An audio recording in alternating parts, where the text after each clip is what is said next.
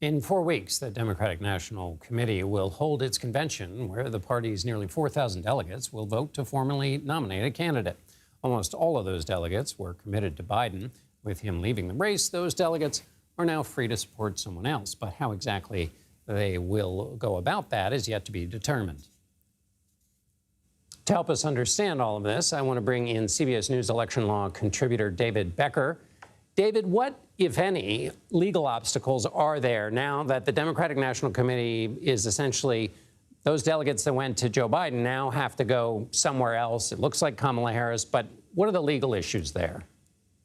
There really are surprisingly few legal issues here. This is very unusual, obviously, for a presidential candidate to drop out this late in the race after all the primaries have been held. But the parties have planned for this. There are rules in place for both the DNC and the RNC if a candidate is unwilling or unable to continue as a candidate after the primaries are over, after the delegates are assigned. And the parties have an absolute right under the law and under the Constitution to determine their own process for determining who their candidate is. So as we stand here today, the Democratic Party does not have an official nominee. But that was true 2 days ago before Biden withdrew as well. He was not on any ballots yet because no Democratic nominee had been finalized. And ballots had not been finalized in any state and aren't going to be for several weeks until after the Democratic convention. So there's still plenty of time here, and there's no legal barrier for the Democratic Party to work through its process, which it had set in advance in case of this contingency. And once the Democratic nominee is selected and the Democratic ticket is finalized, that ticket will be on all 50 states' ballots. Republicans, including the Speaker of the House, Mike Johnson, have suggested there might be some legal action that could be taken for this kind of a switch. What do you think of that claim? Well, I think the speaker is being misadvised. There are some conspiracy theories going around about that. But let's think about what that would actually mean. That would mean that somehow there's something in the law that would enable the Republican Party to dictate who the Democratic Party's nominee is. And there is nothing in the law that says that, nor would it be the opposite, with the Republican Party now having the oldest nominee in history. If that nominee, Donald Trump, were to step down, the Republican Party has a set of rules that would dictate who would be on the ballot, and those rules would be followed, and that ticket would be on the ballot as well. There's absolutely no legal basis for any of these claims, and I expect courts to dispose of them very quickly. Is the principle there essentially the one that was used when, in the Colorado case and other states, secretaries of state tried to remove Donald Trump from the ballot?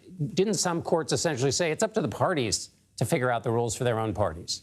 Yeah, that's a great point, John. And that's actually, it goes even further. 9 justices in that case expressed a real concern that any single state or group of states could somehow dictate the outcome of a presidential election by enacting a patchwork of laws that would enable different ballot access for major candidates. They were all 9 of them very troubled by that, and that's why it was a unanimous ruling. I think it very much applies now to the Democratic ticket as much as it applied to the Trump campaign earlier this year. And I think it's one of the reasons I'm 100% confident that when we get to the fall, all 50 states will have whatever the Democratic duly nominated ticket is.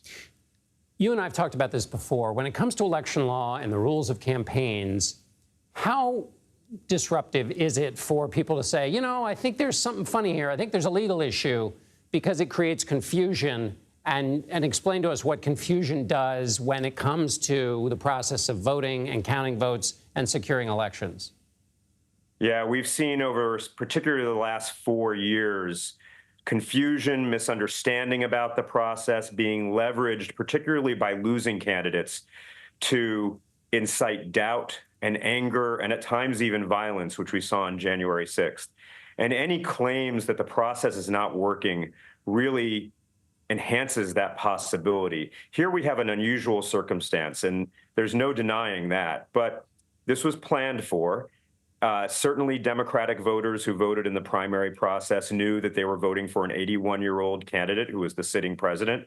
They knew who his vice president was at the time and who is still the vice president and now is the person that President Biden has endorsed. Just as Republican voters knew that they were voting for a 78-year-old candidate at the time they voted. This is not that unusual from a legal perspective in that regard. And unfortunately, it's being leveraged by people who want to divide us more as a nation. And that's incredibly dangerous. There will be a loser in November, and that could be leveraged by supporters of the losing candidate to inspire doubt and perhaps anger and violence. And then very briefly, David, the money. Is it easier? What happens to the money that Joe Biden has raised for whoever is to get the nomination instead of him?